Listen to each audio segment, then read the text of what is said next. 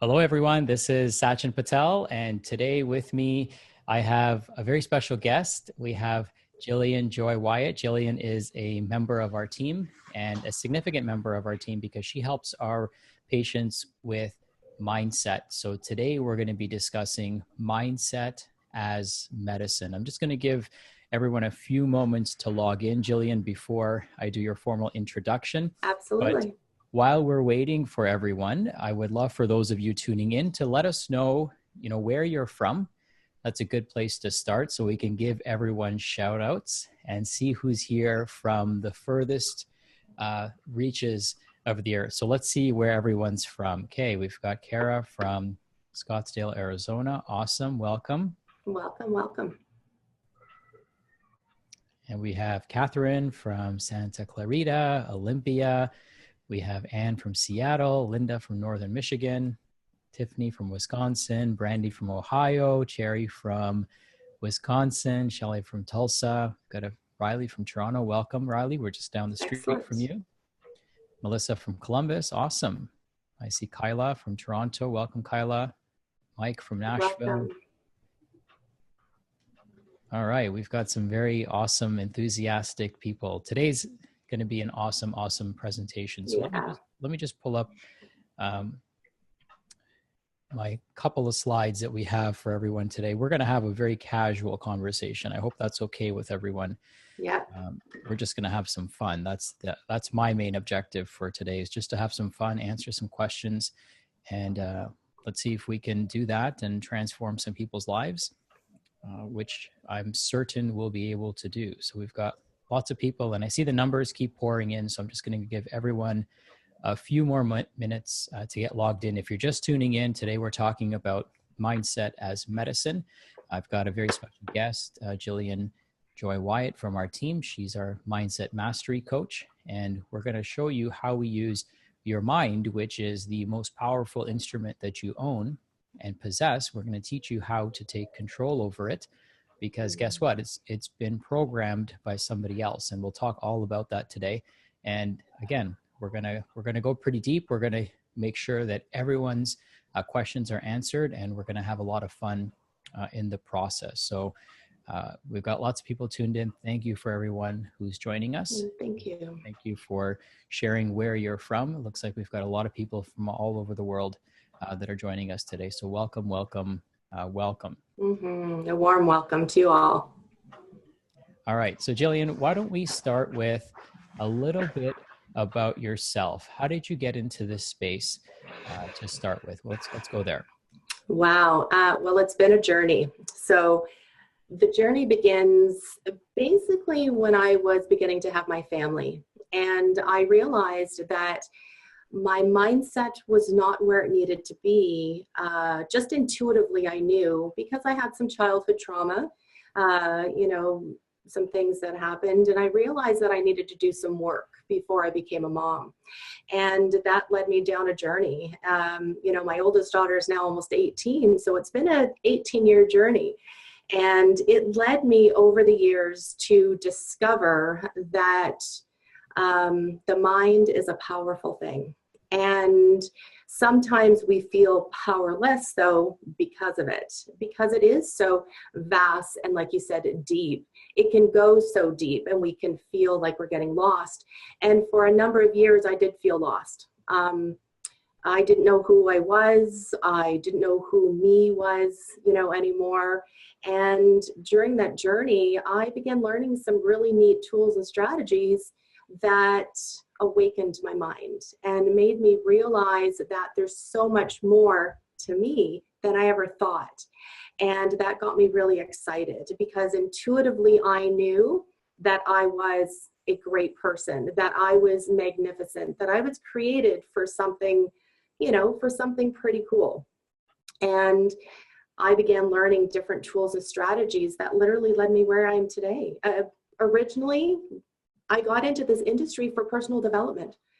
That's originally why I started taking the training, where it led me to where I am today. Okay, awesome. What has been your biggest revelation through this process, would you say? What's been your biggest aha moment? My biggest aha moment was the fact that I needed to lose control to gain control. So I had to surrender to my own unconscious mind, to my, to my natural sort of way of being, learn and grow through that, go through some breakthroughs, reprogram my unconscious mind. And that's kind of where I went, oh, wow, okay, that's it. So I know you're super passionate, Mm, and so we're so blessed to have you on our thank team. you. Because, everyone on our team kind of understands the journey that people are going through because they've gone through a journey themselves. So I appreciate you, Yes. acknowledging that and sharing, and it allows you to be more empathetic when Hmm. people are coming in and they just can't seem to solve That's their right. most pressing health issues. I'm curious, for everyone who's tuned in, how many of you truly feel, and it may be a rhetorical question because you're on this webinar, but how many of you truly feel like the mind is like the missing frontier in your case? So you're seeing the best practitioners, you're taking the best supplements, you're eating the best nutrition, you're taking the best self-care of yourself possible, but you feel like you're just, that's the last frontier. Just type in yes if you feel like that's the missing link for you. And perhaps it's just, you just don't know what the next steps are. And of course, scientists are baffled by the way the mind works, by the way it's so amazingly capable to take care of ourselves and construct our lives internally, and also project our lives externally. And Yeah. so there's so much to this amazing instrument that we owe a debt of gratitude to. But I think the best form of gratitude we can show for the mind is to take the best care of it possible. And Yes. what I always recommend to people is to pay attention to not just what goes into your mouth, but what goes in your ears, what goes in your eyes, Mm. what goes in your nose. All of those things actually matter because they regulate our neurological function. So today we're going to be talking about some of the more beautiful aspects of the mind versus the technical aspects of the mind. And Jillian's going to be talking about how she helps patients kind of unravel their medical mystery. Because when people come to us, they're usually taking the best care of themselves possible, but there's just something missing.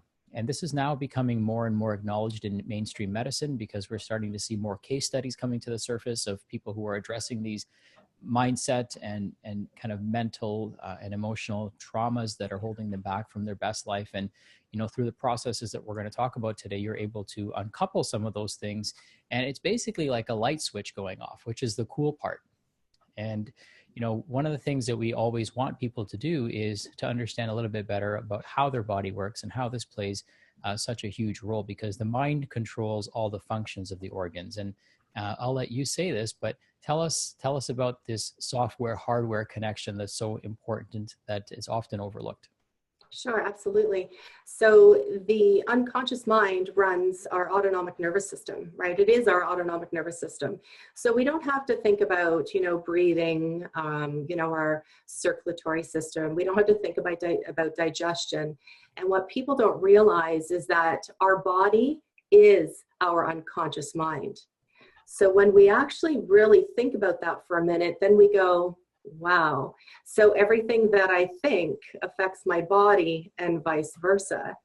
And it just goes, even deeper than that. And really what happens is exactly, it's all connected. We talk about the mind-body connection. To me, it is truly, it's one. So what the mind, believes, the body achieves. And when we really take a moment to be present and realize this and become aware of this, it's almost like an aha moment where we go, everything that I've been thinking, everything that I've been saying, the words that I'm using are literally affecting my body. The emotions that I'm not releasing, those negative emotions that I'm keeping stored within my body, and I'm not releasing them properly, or I'm not healing from that past trauma. Sometimes we don't even realize what that past trauma is. There is always a root, and people just come and they don't even realize what's going on. So yeah, and what I have on the screen for everyone to see is the autonomic nervous system, which is what regulates our basically our entire physiology. And so if our brain is set into the stress switch being flipped on, which is known as a fight or flight response, or we're constantly being bombarded by stressful stimuli because of the way our brain is programmed. Remember, every experience is neutral. It's just the emotion that we attach to it that is very important. So you could have two people going through the exact same thing and very similar experiences going on at the same time, but it's going to be the past experiences and what we believe to be true and the narrative that we attach to the experience that creates a shift in our physiology.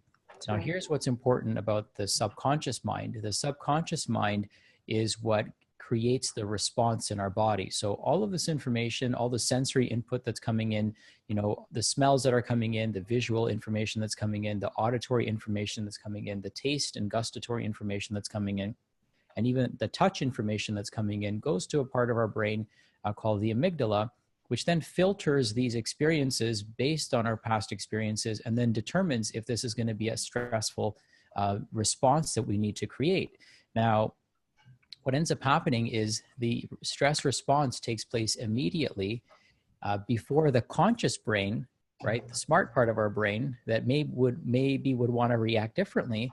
The reaction in the body has already taken place. So if you believed subconsciously something is stressful, or that you have a preconceived notion about a situation or a smell or a visual or whatever the case may be, your body's going to produce an instantaneous stress response. Regardless of how you try to rationalize it, that response has already taken place. That's right. And when that stress response takes place, then your heart rate increases, your anxiety levels increase, your pupils dilate, so you become sensitive to light, you become more sensitive to sounds, your digestive system shuts down because your body thinks you're in fight or flight all the time.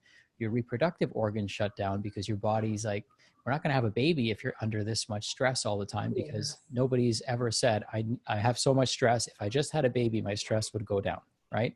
Never. So stress is built in birth control. So some people's minds and the way they perceive the world keeps them in this constantly sympathetic state. But what we need to have happen if healing is actually going to take place is we need people shifting into a parasympathetic state, because you can use the same nutrients, the same food, the same supplements that you're taking. And if those supplements are being told by the body to deal with the stress response, then that's what they're going to do. That's right. So taking the best supplements and creating the wrong internal dialogue and response is not going to solve your problem.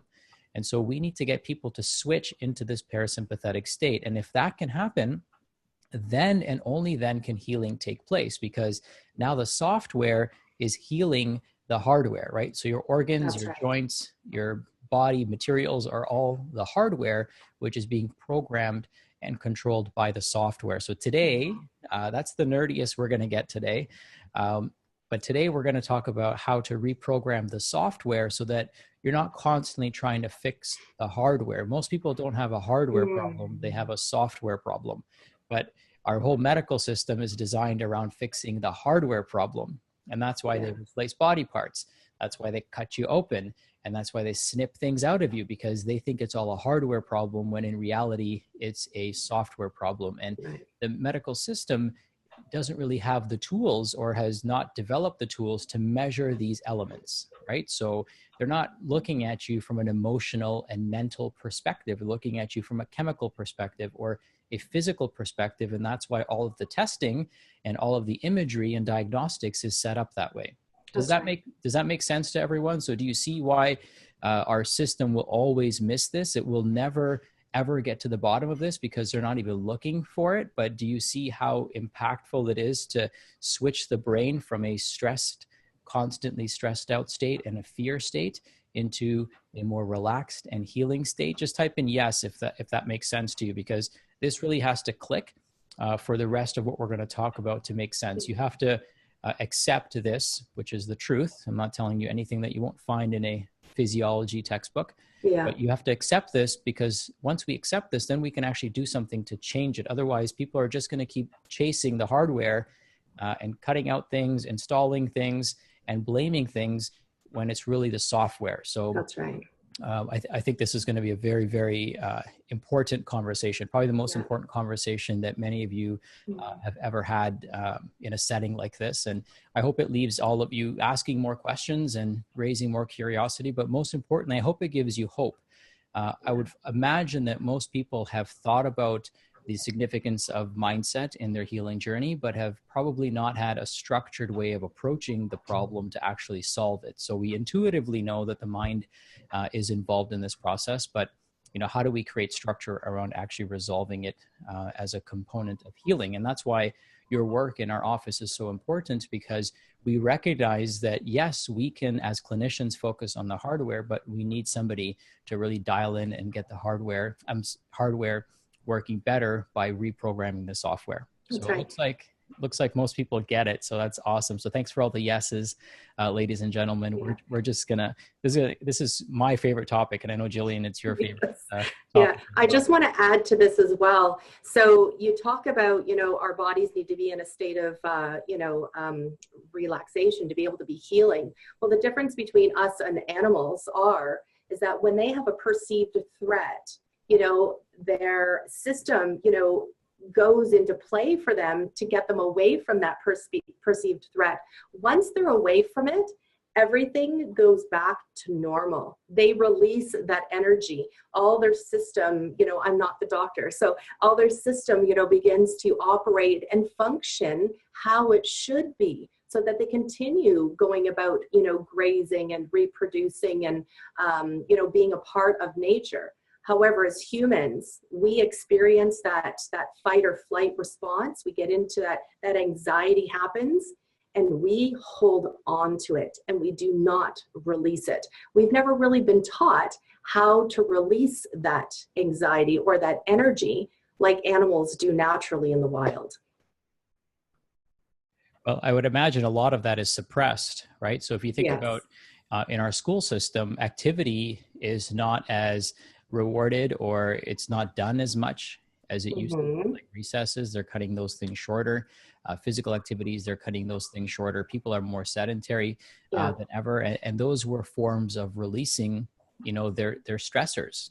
That's right. Figuratively and literally releasing stressors. So, for those of you that might be new to functional medicine principles, I just want to give you a framework of where this fits into the whole picture. So, functional medicine is personalized root cause medicine, and the goal is always to get to the underlying issues of what leads to chronic and even in some cases acute illnesses, but mostly chronic is what we tend to focus on. Chronic diseases are difficult to treat with medications because they're often created by a lifestyle or just a lack of knowledge or misinformation. So I never blame anybody when they're in a bad situation, because they probably had bad information that led to bad decisions. And now they're just exactly where the system wants them, which is vulnerable and uneducated about how to fix the actual issue. So functional medicine is very different. We focus on what is at the root of this problem. Because here's the beautiful thing. When you water the roots of a plant, the water goes to every single branch and every single leaf. But if you try to fix one branch at a time, you're never really going to address the problem. So things like inflammation, our self-image, our nutrition, our emotional states, our relationships, our self-worth, all of these things play a role in terms of what diseases we will develop, because they play a role in how well we will actually take care of ourselves in the long run.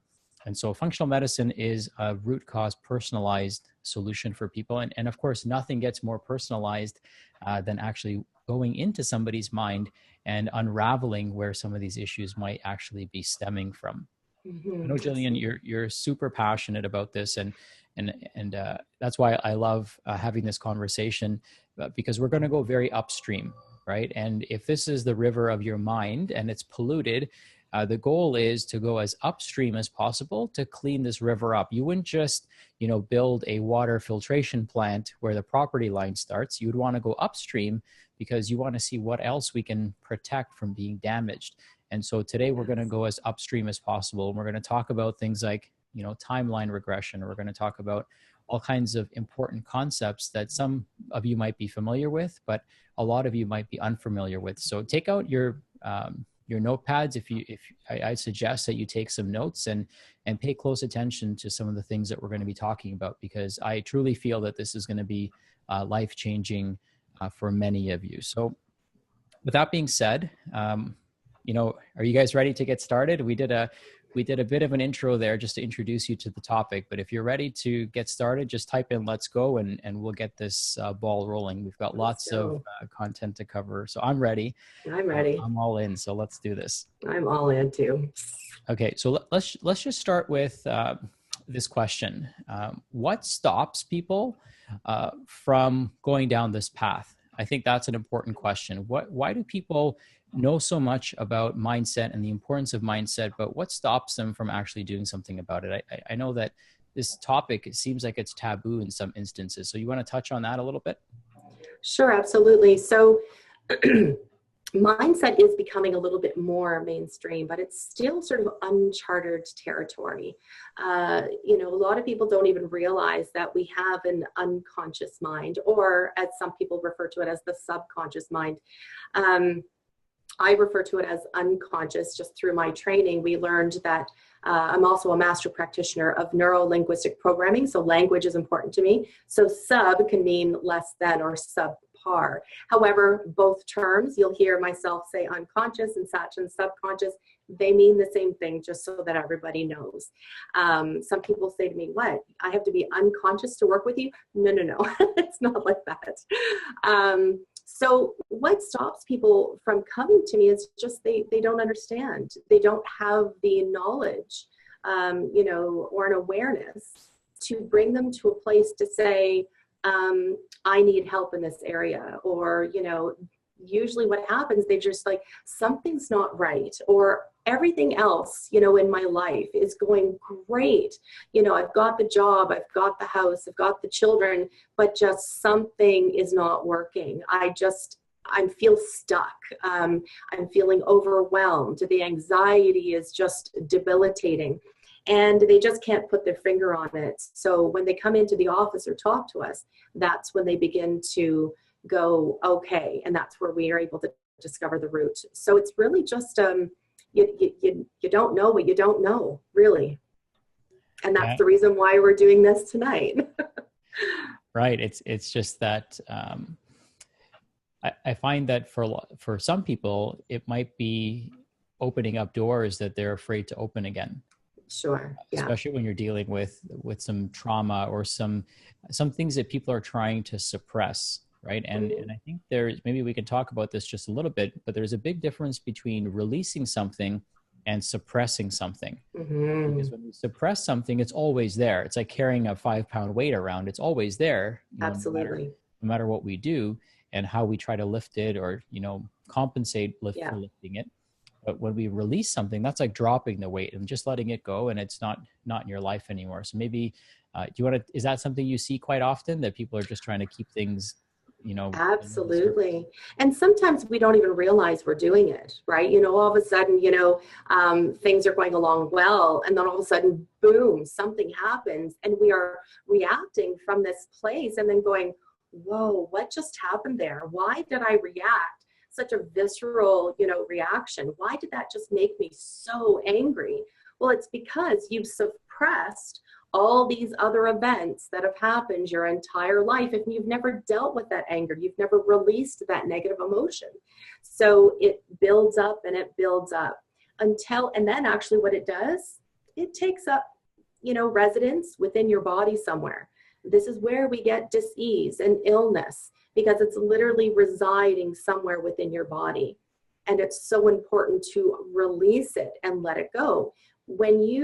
And this brings us into one of the modalities. It's my favorite. It's called timeline therapy. And the whole purpose of that is to release negative emotions from past significant emotional events. Sometimes you don't even know what the significant emotional event is.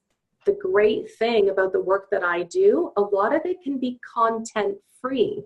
I personally don't need to know the entire story, because I'm essentially, I'm a hypnotherapist, so I'm a tour guide of your unconscious mind. So that's a really interesting thing and a concept, because that means that I'm directing you to do the change work that resides within you.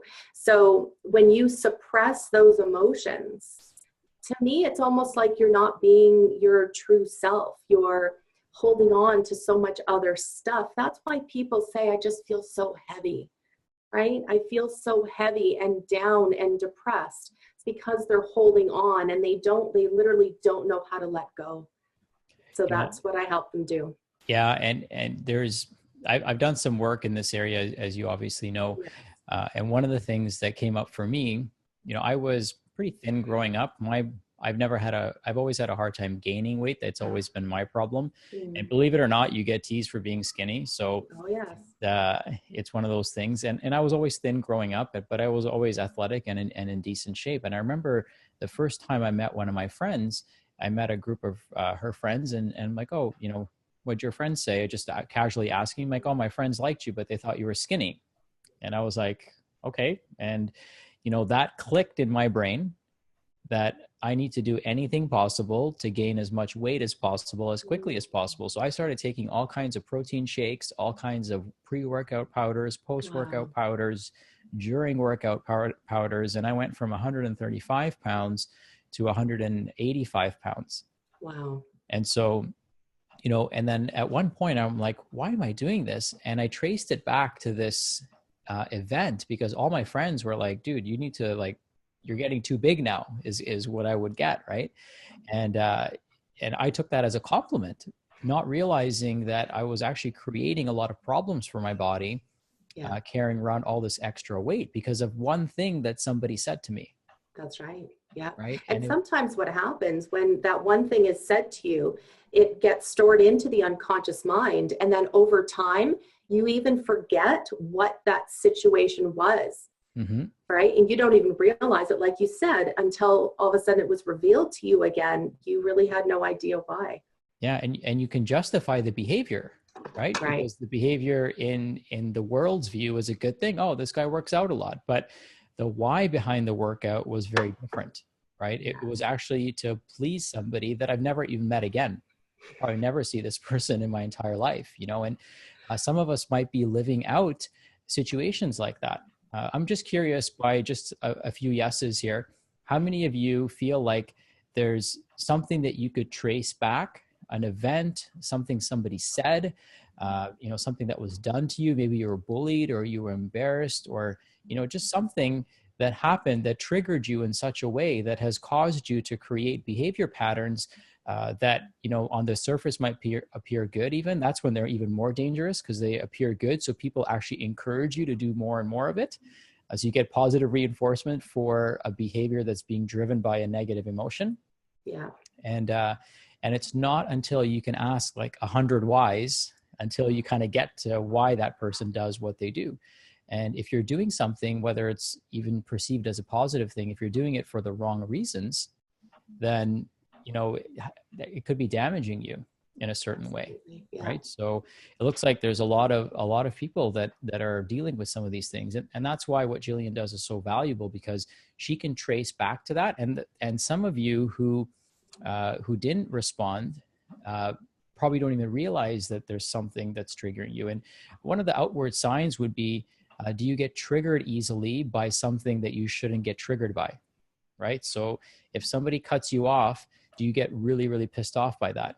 If somebody talks to you a certain way, do you have an irrational response to it? There could be so many things that we feel triggered by, that the person next to you is like, dude, what's wrong with you? Like, why are you flipping out like this? Like, there's an irrational response to the situation. Yeah. And that's often because there's some sort of emotional trauma, again, sometimes buried very deep, that needs to be addressed. Mm-hmm. Yeah, absolutely. Okay. So thanks for sharing that. That's great. And, one thing I know comes up is, you talked about, the process a little bit, but why don't we dig a little bit deeper into what that process looks like, just so people can kind of visualize, what does it mean to work with somebody in this capacity, whether it's you or somebody else? What can somebody expect? Because I think there's a lot of questions coming in the private chat about that. Sure. So in this industry, the intent is to do a detailed sort of, a detailed personal history. That's where we, we listen to the story, right? And the story is feedback, it's data. That data provides us with information so that we're able to work with you one-on-one, so that we can create a program that is specifically designed for you.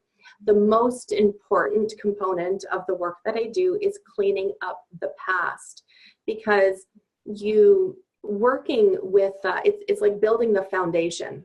And when you're going to build a home, what do you have to do before you begin building a home? You have to clear cut that land. You've got to remove the trees. You've got to remove the stumps and the big boulders and the rocks.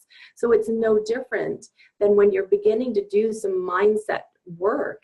You need to clear the foundation. You need to heal, and clean up the past. So therefore you can create your future.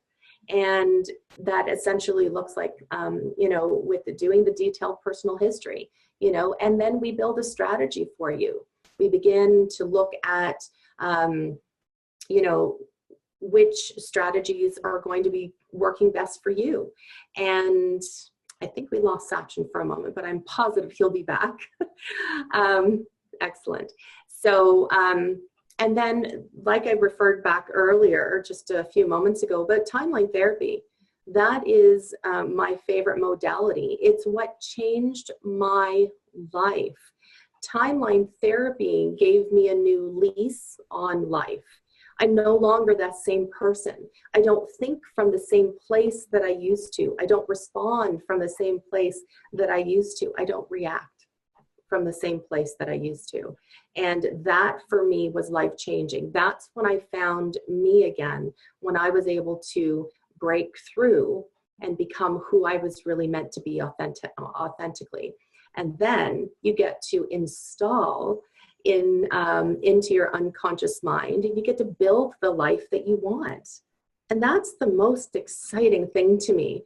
Like, we truly are magnificent human beings, to realize that we can be, do, or have anything, as long as, we are discovering the right tools and strategies to implement in our lives. That to me is so exciting. Like, it's just gets me so excited to know that every single person has that same ability and has those resources residing within them. We just need to waken them up and get you becoming best friends with your unconscious mind. And that's a whole huge other topic that I love talking about. Yeah, and it's pretty amazing when you can be in control of your mind. And oh, yes. just from a show of yeses, like, how many of you have this constant chatter that's going on in your head that you wish you could just turn off? It's like this narrative that's just playing constantly in the background that, imagine how much clarity you would have if that voice was not there anymore. That's right. Or just having the ability to be able to, thoughts are constantly coming and going. Just imagine having the ability, the thought comes in and we recognize it. We go, oh, hello, dear friend, I've seen you or heard you before, but thank you for showing up, letting me know that you're here. But yeah, it's time for you to go. So for us to even be aware of that, it's learning how to manage our states, our emotions, and our thoughts. And that's the key to, those who are, really mastering their mind, and those who are not, mastering their mind, where they feel like they don't have any control over their thoughts. Thoughts are things, right? So just allow them to come and go, right? And then just, make friends with the ones that you want to stay and boot the others to the curb.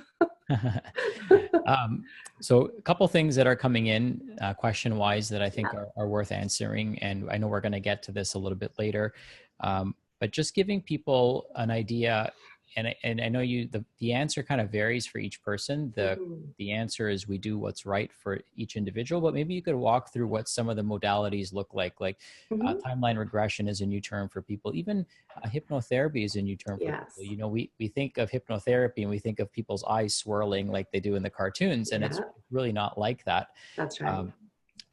And I'll let you dive a little bit deeper into that, but maybe you could talk about, what modality and what the different modalities are and what the client themselves can expect. I think that's what people are asking here.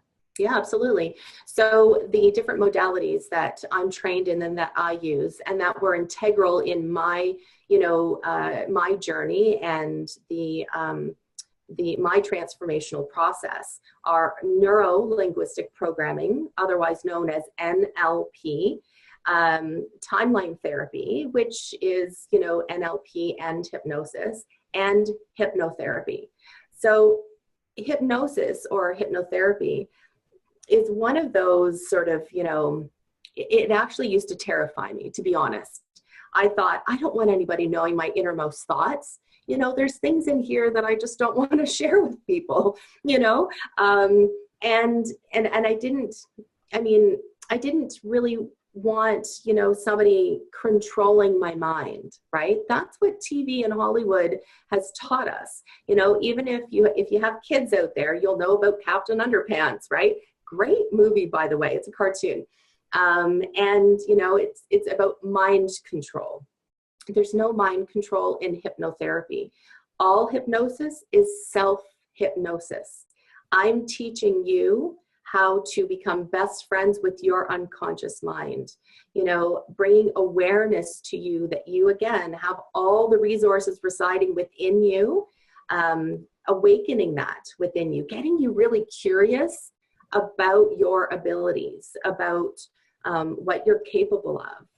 And so NLP, hypnosis, and the timeline therapy, those are the three sort of modalities. Now, NLP has a lot of different strategies and tools within that. There's different things that we can do. Conversational, uses hypnosis along with it. I'm also trained, in stage hypnosis, but I won't be making anybody bark like a dog or quack like a chicken unless you really want to.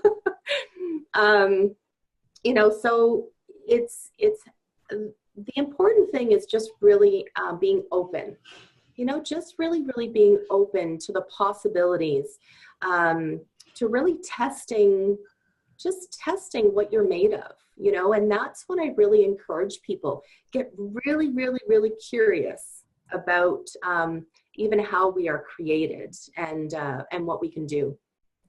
Yeah, I want to give people a visual just so they understand. Mm-hmm. That trance state that you're talking about. I've got a 7-year-old boy at home, and sometimes he is watching television. We don't have cable TV, but we do have videos that he watches, and you could be yelling his name, and he's all there, but he's just like completely dialed in. He's in the zone. And so what you have to realize as an adult witnessing this, and what I realized, which made me think twice about everything, is that he's in a trance-like state, and whatever is being programmed from the television is going deeply and seeding itself in his subconscious brain, which is then going to create his understanding of how the world works. So between the age of 0 and 7, the things that are going into our brain are basically sowing the garden of our mind and our belief systems. And this is why some of you, give me a smiley face if this is you. You've tried your whole life swearing up and down that you would never become your parents, and now you've become your parents, right? So if that's you, put a smiley face in the chat box, because I know that's me, and I'm okay with that. I love my parents. They're totally awesome, and I'm glad I'm like them. But many of us swore we would never be like them, and that's who we've become, because they sowed the garden of our mind, and they taught us how the world works. And not just them, but all the experiences we had between the age of 0 and 7, but we spend the majority of time with them. And so sometimes the way they've programmed us, the belief systems, the values that they've instilled in us, whether it's scarcity around money, whether it's self-image issues, whether it's not talking and not being the center of attention. These are things are ingrained in certain people's cultures. So people never speak up for themselves, or they never take action, or they never invest in themselves, because they have this very deeply seated, value system, and their values and their parents' values don't have to be the same because times have changed. Right. So it's really interesting how this all plays out for people, even as an adult. It's really fascinating to see all this. And so thanks for kind of painting a picture of of how this process might look for somebody. So it happens in a very controlled environment. Mm-hmm. You work with clients remotely, so you could be anywhere in Yes. the world. Yeah. And I do have clients all over the world. Yeah. Yeah. And so it could be done, through a conversation, one-on-one conversation like this. It can be done over the phone. It can also, of course, be done in person. I do need to be able to see them. That's integral to the work that I do. Yes. I can have the discovery call on the phone, but I need to be able to see you when I'm doing the real work. Yeah. Right. Okay, good. Yeah. So it's really cool to be able to, experience this type of intervention, because it can have such a profound and permanent response, right? Mm-hmm. So once that switch flips, then the benefits are permanent. You don't go back to that place again. And it's just amazing to see some of the shifts that you've helped people create. I wanted you to maybe share a case study or a story of a client that you've worked with that, everything the switch just flipped, because you get lots of testimonials from people, on their ride home. So their they pull over on the side of the road and they text message you before they even get home, because they had such a mind blasting experience. So maybe you could share a couple of stories like that. Sure. So with that one, that was really exciting because this specific client was just blown away by the questions that I had been asking. So she was kind of revisiting them as, she was driving home, and she began to giggle, because she was even revisiting, and then even trying to bring forth, what the problem was now, and it just wasn't there. And so the process and the results that she got made her giggle, which usually that's what happens. And more often than not, what happens is that a client will come in, and because they're so raw, emotionally, they're almost like a faucet or a tap that is constantly on. The emotions, I guess it's almost like their cup is so full that no more can go in. So any emotion, any slight little disturbance in their life is making them just, be overwhelmingly emotional. And I have a number of clients who come in, and I love working with my clients. This is, one-on-one and, via distance, but especially when they come in to my office and I can feel their energy, and they come in, and after a period of time of working with them, each time they're coming in, they don't have that, their faucet, I guess, is being turned down. And I'll say to them, have you noticed that, as we're talking and going through, that you're not experiencing that heightened sense of, emotional sensitivity that you were before? And they're like, you know what, I have noticed that. Or they just realize, things are just great. My relationships are getting better. Work is going through a flow now, and they're not being triggered like they once were before. So sometimes that's what happens. All of a sudden they start getting their results. Their evidence procedures are that, their lives begin working for them again.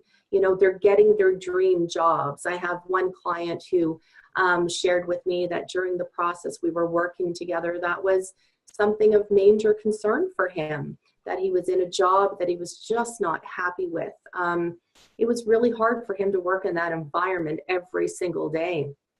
And at the end of the program, he sent me an email to share with me that he landed that dream job, and he attributed it to, the work that I did with him at the unconscious level.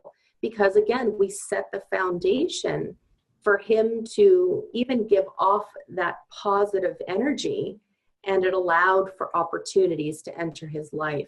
So there's different results for everybody, but typically the results people find when they come in for one specific reason, they find all areas of their life are now being affected in a positive way. And it's very true. That I know for myself has happened as well.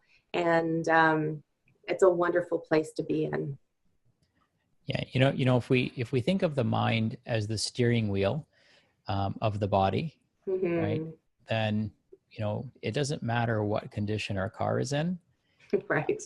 If we want to get it from A to B, it's going to require the right person steering that wheel.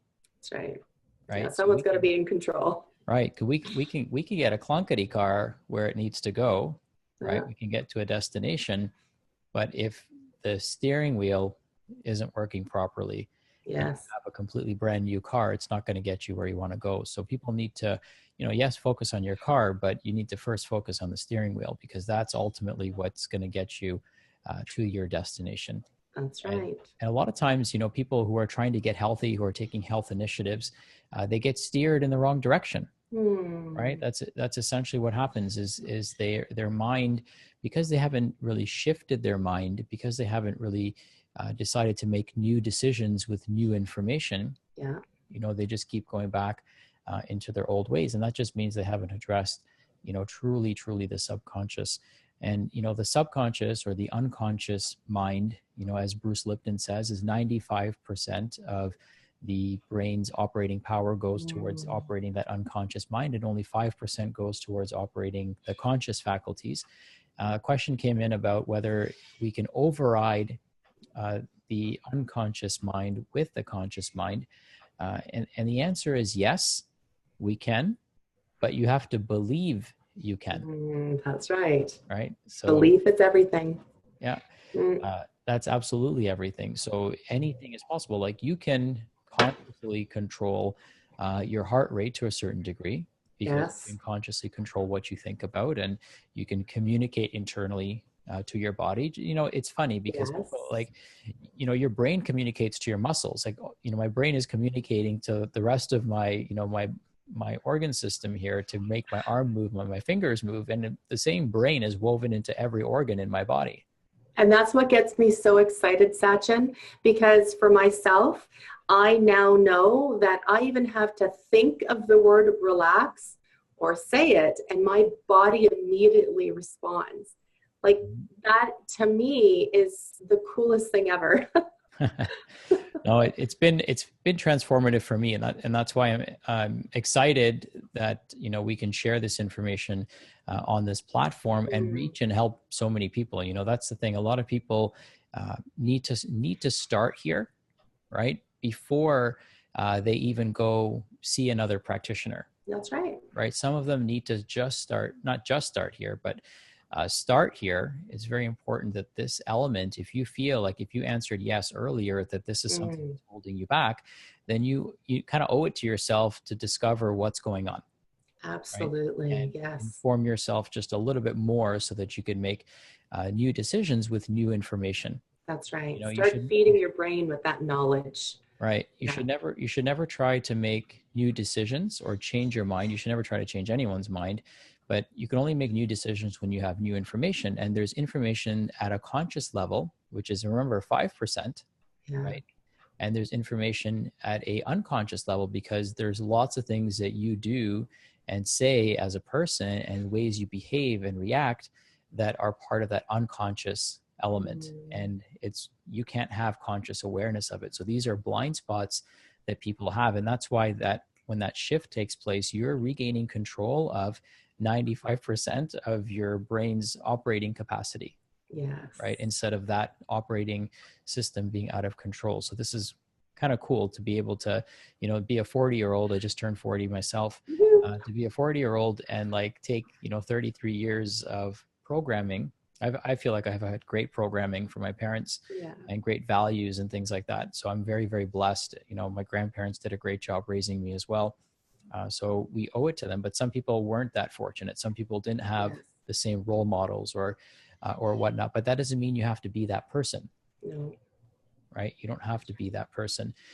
One thing I will say, which we can talk about a little bit more, and then I want to be sure to take people's questions. There's lots of questions coming in. But I was having this conversation with my mom, and maybe we can touch on this as a good, interesting piece to discuss. And one of the things that I've noticed is that when a child becomes ill or unwell, they get a disproportionate amount of attention when they're unwell. Yes. And so what we do is we program the unconscious mind to think that, hey, if this body needs attention, I need to be sick. And so what ends up happening as adults, when we feel undervalued, underappreciated, when we feel ignored, when we feel like we're not getting the attention that we deserve, whether it's emotional attention, whether it's physical attention, right?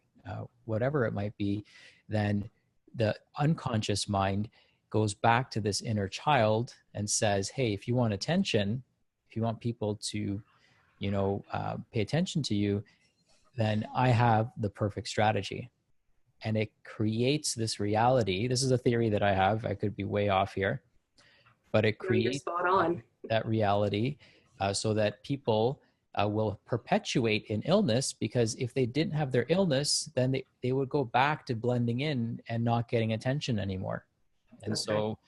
I've seen this over and over again, but maybe you've seen this over and over again. But I'd love to hear your thoughts on that. Yeah, absolutely. So what happens is that that typically is an unconscious process, right? Because children, they say, any attention, is to them is attention, bad or good, and that is meeting unconscious needs. So they're not consciously saying, oh, I'm going to behave badly right now so I can get some attention because mom and dad are constantly, on their devices, right? They just know that, hey, when I have this behavior, then this is what happens. To them, it's a good thing. And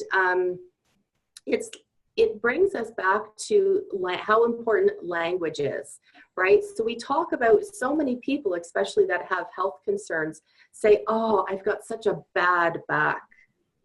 Well, if you're referring to your back as being bad, then of course it's not going to feel good, right? Mm-hmm. Language is so important. So that internal dialogue that we're using, it absolutely will directly affect. It's coming back to being in communication with our mind and our body. So if we're giving it a direction that it's a bad back, or,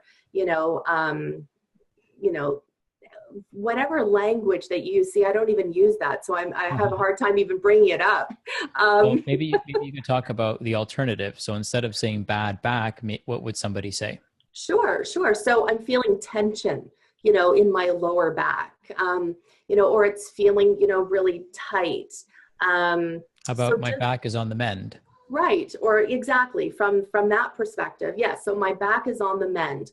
My back is healing. It's in a healing state, right? It's, I'm doing what I need to do so that my back is beginning to heal.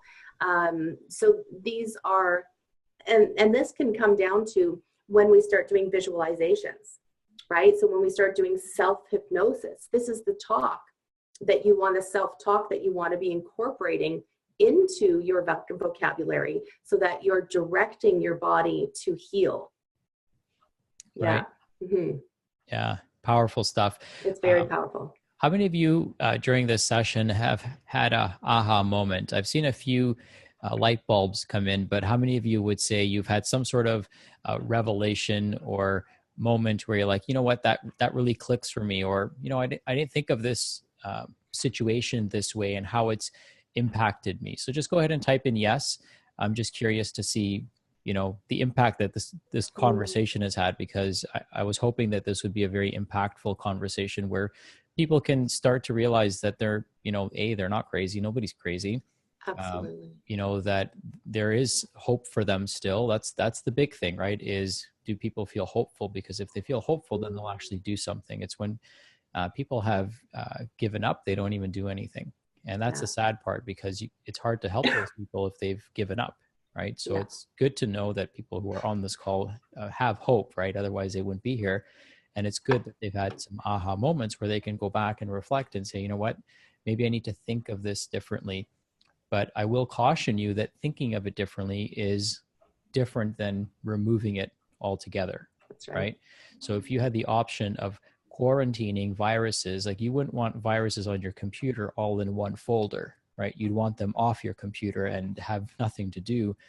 with your computer. That's So, right. you know, it's becoming aware of these thoughts or these events and quarantining them or trying to put them in a little folder, a separate subfolder in your mind doesn't quite work. So how does, maybe you could talk about what that process looks like a little bit. Like how would, like what would a conversation look like? If someone were to call you, what would that conversation look like? Can we paint a picture for people in their heads? In regards to, Um, so let's say somebody's watching this, they have an Mhm. aha moment, Yes. right? And, you know, I've had people reach out to me and say, how do I get in contact with Jillian? What would that process look like? Like what could Oh, somebody expect speaking to you? sure, absolutely. So when we do the discovery call, it's literally an opportunity for us to get to know one another. You get to ask me, questions, learn more about the role that I play at the Living Proof Institute, the kind of work that I do as well. And I always use it as a learning and an educational opportunity as well. I want to provide you with resources, even during that call, to get you started on your path and on your journey to learning about the unconscious mind, to be learning about your mindset. That's very important to me, regardless if we work together in the future or not. I want to be able to start with giving you information.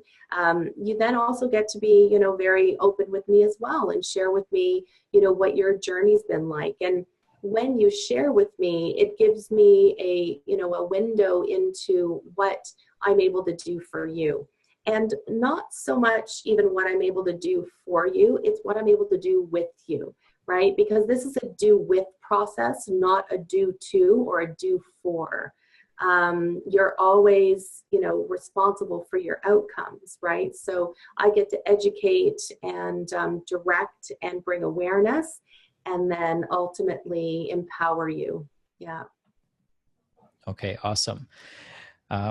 So I did have a few questions coming in. Sure. So let's start answering some people's questions, and then what I can do is I'm just curious if anyone who's tuned in right now would find it beneficial perhaps to speak with Jillian, because some of you you're sending me some private messages, and I don't want to discuss them openly with everyone. So if you would think that it would be helpful to speak with Jillian, then while Jillian's answering some of these questions, maybe we can share a link on how people can set up a time to speak with you, Yeah, because you do offer absolutely. everyone a complimentary initial discovery session. So Yes. Gillian's more than happy to set up a time to speak with some of you. So what I'll do is, it's a simple link, but I'll just type it in, Mhm. and then we'll answer some questions that are coming in. So the first question that has come in, which I think is important, is how do you develop trust before hypnotherapy? Great question. Okay. So there's two ways that we can talk about this. Trust with the practitioner is one thing, but then trust with yourself is another. If you're a person who is constantly breaking rapport with yourself, or basically breaking dates with yourself, setting, maybe one night you say to yourself, all right, tomorrow I'm going to the gym. And then tomorrow comes and you don't go to the gym. What's happening is you're breaking trust with your unconscious mind. Your unconscious mind is going to listen to you if you've built up a trust and a rapport. This is why I use the term that it's so important for you to become best friends with your unconscious mind, right? Trust with the practitioner is extremely important in this industry. That's why I say it doesn't matter if you choose to work with me. You need to choose to work with the person that you ultimately trust, because you're the one that gets to decide how deep you want to go. And you're not going to go as deep as you need to go unless you trust the practitioner that you're working with. So that happens during our discovery call, when we get to know each other a little bit more.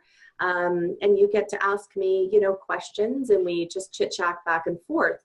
And I can help you with that. If there's specific questions that you ask of me, I can assist you there. But it really is rapport with your practitioner or the person who you want to work with is integral to your success. Okay. I think that might have answered the question. Yeah, no, that's fantastic. All right, let me see. Here's my chat box. Okay, so we have one person saying, I'd love to speak with Jillian. I'm starting a podcast on the power of the mind, and it would be excellent if I could talk with her. Okay, good. So you Thank you. I'd love to. Thank you. Vanessa, so if you could just maybe shoot me your email address, and I can make sure that our team gets out to you. Yeah, Jillian would be, I'm sure, thrilled to do that. I'd love to. Okay. Another question came in, which is, how do you trace triggers to historical events? What does that process look like? Sometimes it's not really, I guess sort of what is important is to discover the processes and your strategies as to why you do what you do right now. How do you do what you do, right? Learning about the triggers or what's happened in the past is important, but sometimes it's learning on what we're doing right now. So I guess kind of where I'm going with this is that cleaning up the past, okay, removing those triggers, clearing away those negative emotions leaves you in a place where they no longer become relevant. Therefore, you're, like I said, clearing that new slate, creating that foundation so that you can build on top of that. Not too sure if I answered that correctly, though. Yeah. I think they're wanting to know, how do you trace this? What's the process like tracing? Like if you're doing timeline therapy, how do you trace back to a specific event that is creating the pattern? Okay, so in that context, when we do timeline therapy, this is really cool. Sometimes consciously, we're not even aware of an event. One of the questions that I ask is, was it before, during, or after your birth? Take a moment just to listen to the words that I just said to you. At an unconscious level, whatever your beliefs are, and this is not based upon my beliefs or any preconceived ideas or notions that I have, but this is where you trust in your unconscious mind that it's going to take you to the first event which, when disconnected, that negative emotion is disconnected from that first emotional event, it's going to release that negative emotion on all the subsequent events that were similar leading up to this present moment. So sometimes we don't even know what that event was. We just know that once we get through that process, and it's done through a very specific wording that we use to journey along the timeline, and once we get to that place, we test it. And that's where we go, okay, so I feel an actual shift and a change in my body. However, I don't consciously, I'm not consciously aware of what that actual event was. So it can be pretty profound, even, and this is sort of where, this is where I said in the beginning, to give up control to gain control. So when I learned that my unconscious mind has my back 110%, that it's always there for me, I mean, I have to trust that it's beating my heart and, it's helping me breathe and doing all this autonomic nervous stuff. And when I trusted in that, I thought, okay, so for me to do this change work and this healing process, I'm going to trust that even though I'm consciously not aware, because we do block memories, we do block events from our life, especially if they're traumatic. And we do that to protect ourselves. It's a safety mechanism. So we don't always need to know the story. We don't need to know the event to get the healing from it. And I find that so beautiful. So beautiful. Okay. Yeah. And that might, also help people who feel like there might be something traumatic that they don't want to bring to the surface again. That's right. Sometimes we're scared of that. We're scared to bring Yes, some of these really vicious emotional or physical traumas that we've endured that's to the right. surface. So this can help by bypassing that process somewhat. So That's you don't right. have to go down there. And again, I mean, these are tough questions to answer without having your story. That's right. Yeah. Right. So our commitment to everyone is to really say to you that, you know, uh, we want to know if we can help you, because we love Mm, helping people. So why wouldn't we? Right. We that's love right. helping people feel their best, and we love providing people the opportunity to transform. We love being able to offer our exemplary team and deploy them to help change the world, because each and every one of you is capable of doing that. So when we help you, we create new possibilities for the entire planet. And, Yes. and so we love the opportunity to see if we can help you. That's the first thing. That's the first thing that matters, is if we can help or not. And if we can, then we take that as a very honorable thing to do. If we cannot, then we can at least point you in the right direction, because anyone who tells you they can help everyone is probably lying to you. So, we're very honest and transparent about that, because, let's face it, our reputation is on the line, and we want to deliver exemplary results for our patients. And it starts by working with people who you can truly and honestly help. And of course, the commitment from the client is extremely important. So we want to know that if we can help you, are you committed to the process? Because it is a very deep process, and it is work that needs to be done, and there is a commitment required. Because if you're going to start the process, if you're going to clear the land and you're going to pull all the stumps, then that's a lot of work, right? That's actually harder than building the house, right? Men can build a house. It takes machines to pull out roots from the ground, right? That's right. And so that work is going to be very, very significant. And so we want to know that we're working with a committed person. So that's one of the reasons that we do this complimentary call as well. And it's hard to know what resources we need to deploy to make your reality come true. Some of you have been through some significant emotional and physical traumas. Some of you might have just a couple things that you need to work around, or maybe you've done some work in this area already and you don't need a complete overhaul. You just need an update, right? We don't need to format the whole hard drive. We maybe just need to do a little plug-in or something. And sometimes it just helps to have a different set of eyes on your case. So, that's what this opportunity is.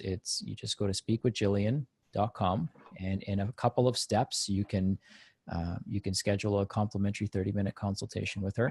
It's over the phone, or it can be done through video. And as a bonus, one of the things that Jillian's offering is she's going to send you, when you register, she'll get an automatic email letting her know that you've scheduled an appointment, and she's going to send you some bonus materials as well. So she's going to send you some of her favorite documents and some of her favorite movies that you can watch before you get on a call with her, so you can be inspired and, again, feel hopeful that this might be an answer to some of the things that are holding you back from living your best life. Remember, the mind is the steering wheel. So you've got to fix that first. And this is an opportunity for many of you who may not be in any of our programs to be able to work with Jillian one-on-one and not have to be necessarily in a functional medicine program, because we do have the mindset mastery aspects of our care.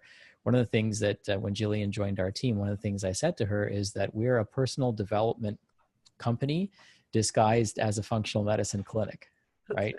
My primary objective is to help personally develop people. And we know that if you want to be personally developed, you have to have your health, but you have to have your mind as well. The mind is beautiful, and it's so amazingly capable of accomplishing things. So let's take a few more questions. Sherry is saying that, Jillian, this was wonderful and so hopeful, and I'm so grateful. I don't know if it's Cherry or Sherry, but thank you, Sherry, for sharing. Thank you. Danielle says, thank you for inviting me. Both of you are very generous souls, and we are very attentive to the needs of your clients. Oh, thank you. And absolutely wonderful and amazingly capable humans. Awesome. Thank you. Brenda's asking, what are your favorite books on this topic? That's a great question. So anything by Dr. Joe Dispenza is my favorite. A couple of my favorite books are his You Are the Placebo, and also my ultimate favorite is Breaking the Habit of Being Yourself, How to Lose Your Mind and Create a New One. Love the title. Yes. Because that's essentially exactly what my work does. You break the habit of being your old self and you get to create a whole new you. And it's a beautiful process. So those are my sort of, favorite books and go-tos. And I know, Sachin, you've got a couple favorites as well.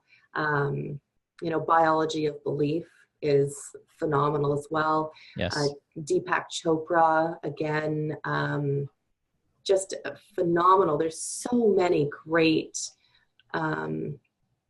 authors out there who are really, really in tune to the workings of the mind. And the great thing about this industry now, or this, this topic, is that it's becoming to be backed by science and research. So we're actually getting concrete results in regards to, the importance of mastering the mind and how you go about doing it. So neuroplasticity is a real thing. There's lots of such amazing feedback that's coming in for you, Jillian. I don't know if you can see the chat, so that's great. Thank you, everyone, for the love. Yes. It's very appreciated. We've got a few more questions coming in, and I just want to honor your time, Jillian, because I know you're at home. So let's take a few more, and then yes, this replay will be available. If you have questions that remain unanswered, like I said, schedule a time with Jillian. She's expanded her schedule, so we've made herself available this week, so you can schedule with her. I know there's like a storm of people that are going to the website right now to schedule. Welcome. If you have any issues, because two people might be trying to schedule the same time, so it is kind of first come, first serve. So if it gets a little glitchy or something, then just try again, because you might have two people that are trying to book at the same time. So if that happens, then just try again. Yeah, take a deep breath and know that whatever time you choose is going to be the right one. Yes, there you go. Well put. We had a question come in about EMDR and how it fits into this process. Do you have any comments on that? I'm not quite familiar with the EMDR. I am a little bit. It does use hypnosis to a degree. So but again, I can't speak to it. That's something that we could chat a little bit more sort of on a one-to-one, but EMDR is not my scope of practice. Okay, fair enough. Yeah. Thanks. And I would say that I know about EMDR, but I don't, I know, and I could reach out to somebody. I could reach out to a patient of ours who does do EMDR. Oh, cool. What her thoughts are. I know you might know Ajmal, so we can, wonderful. We can reach out to her. Okay. Yeah. Yeah. So we'll get back to you. How was that? I think that's fair. Let me see. Okay. So it's Pat. We'll get back to you, Pat. I'll make sure we do. Let me write that down, actually.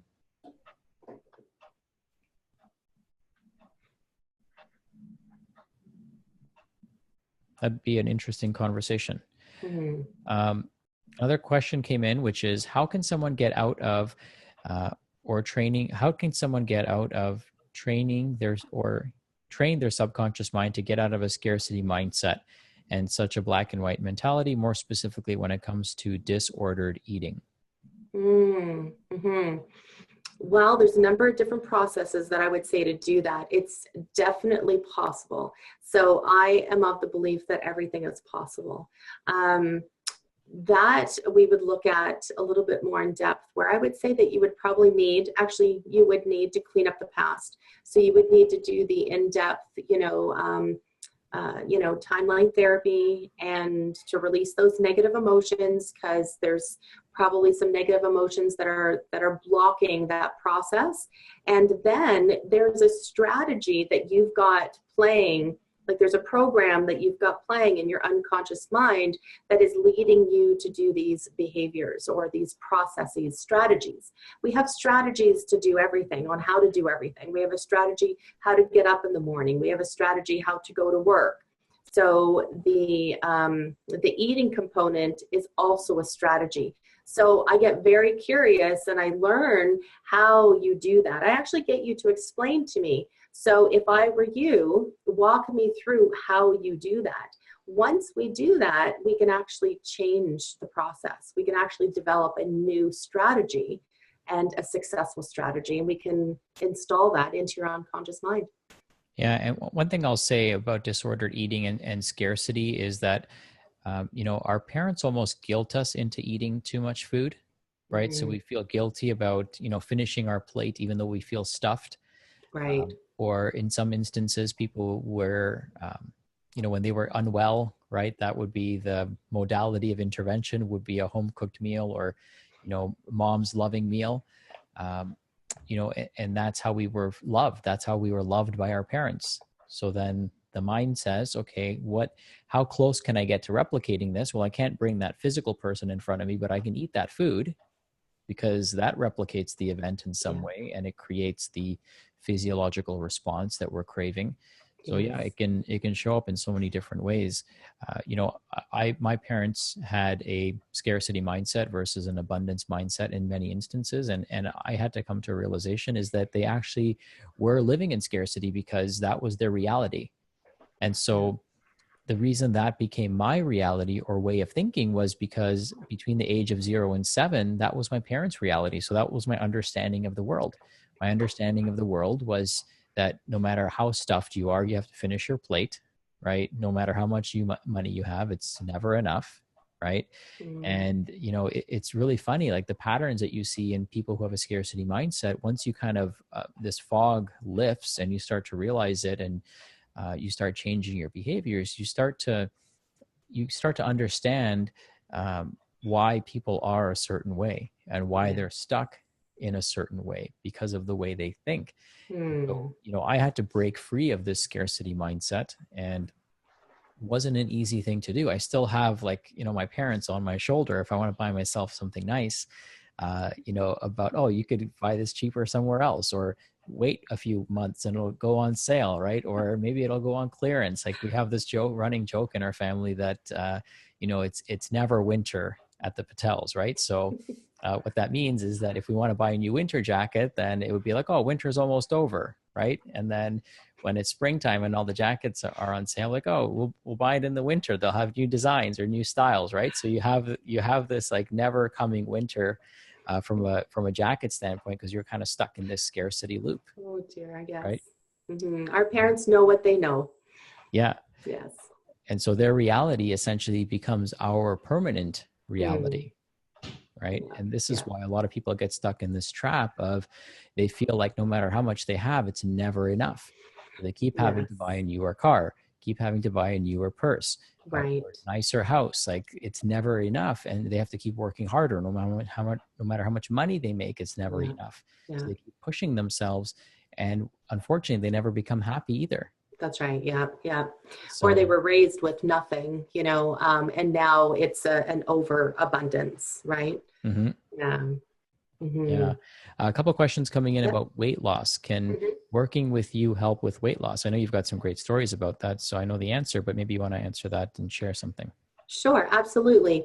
Well, weight loss, absolutely. There's a huge component of weight loss, or we actually say in my industry, we release weight. When you lose something, you can find it again. So there's that language.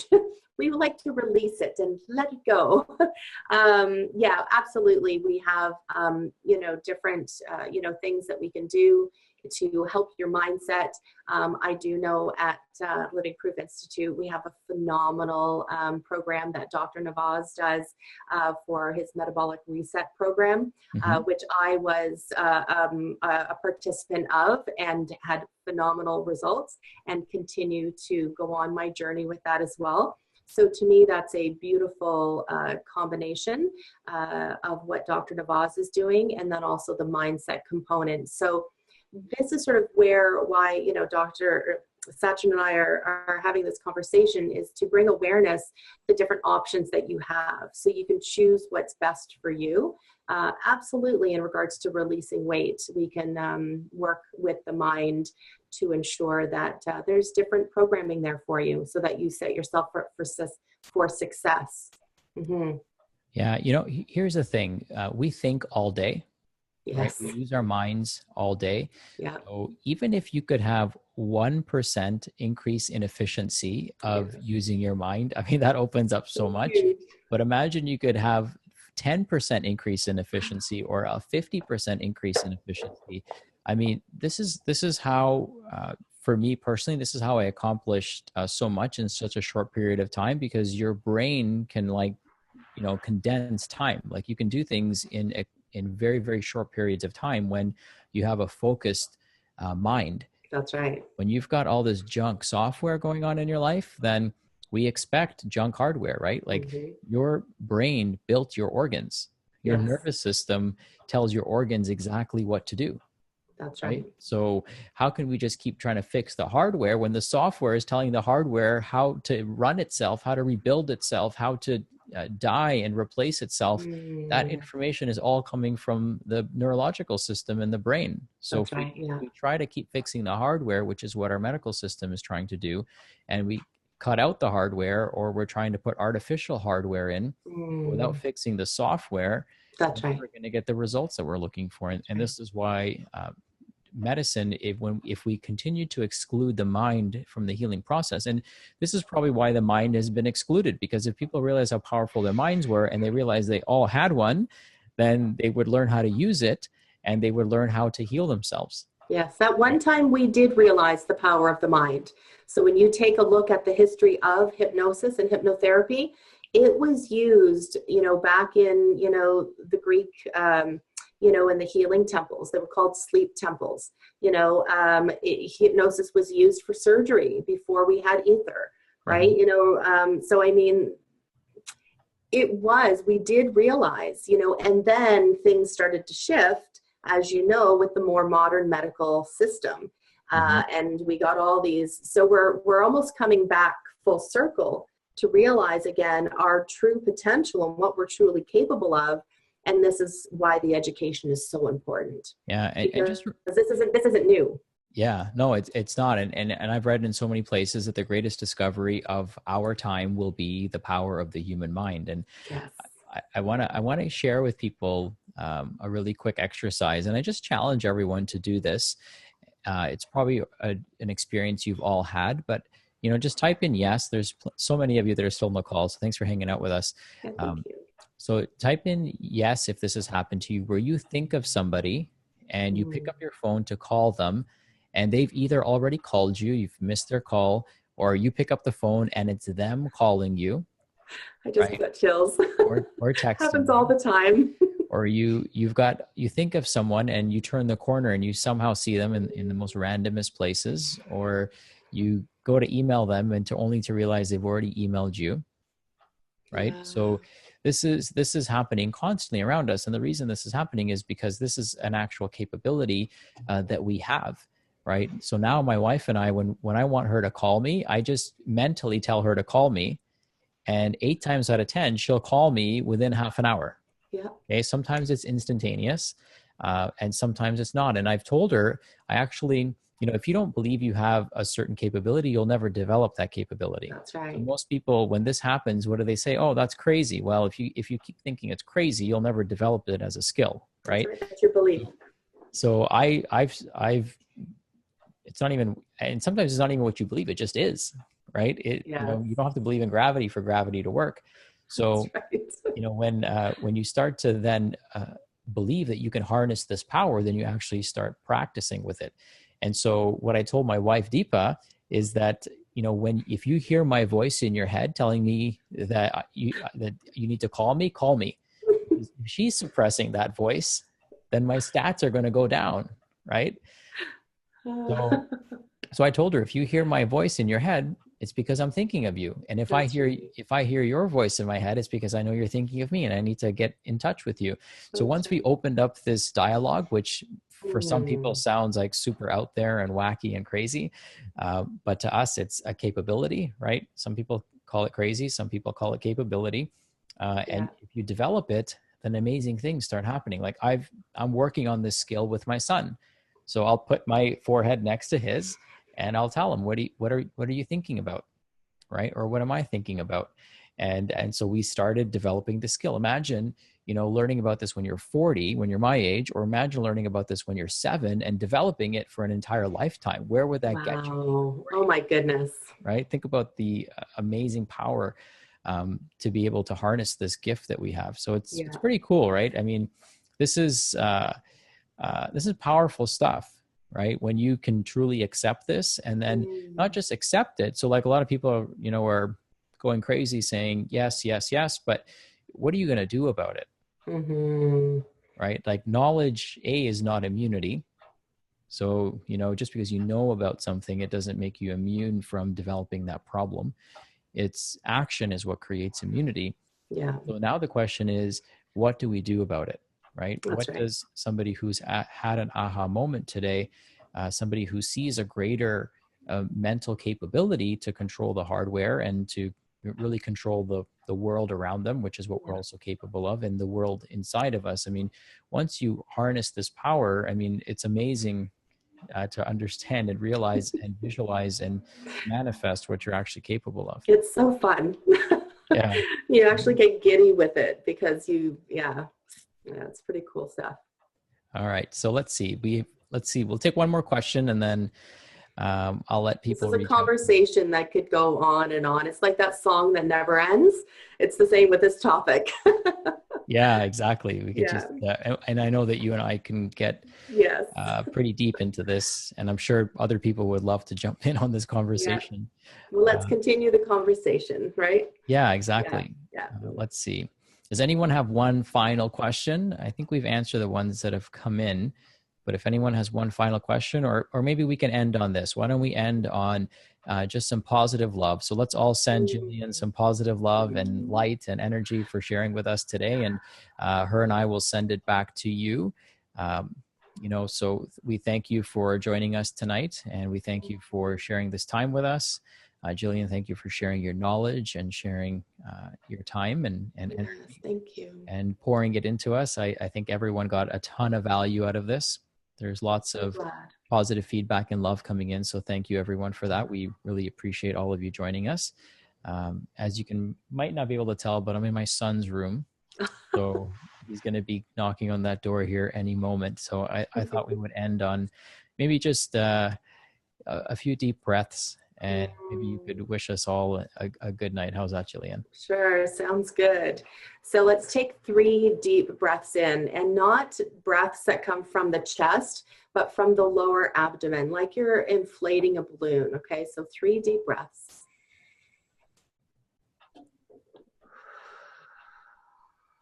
And relax and let go.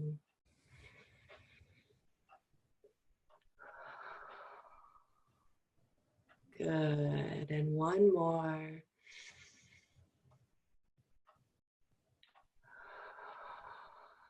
Good. Wonderful. I wish you all a beautiful rest tonight with wonderful dreams, allowing your unconscious mind to work out anything that you're working on right now, any questions that you maybe have, that you may be pondering.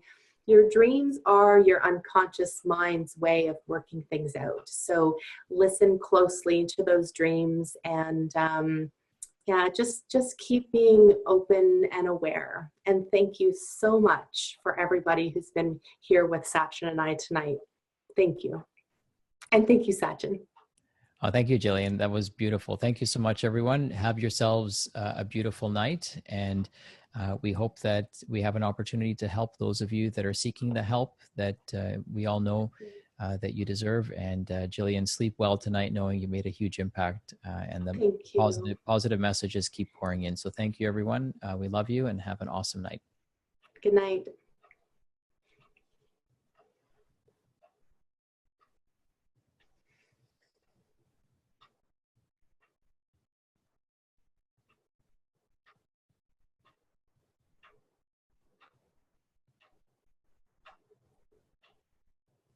Good night, Jillian.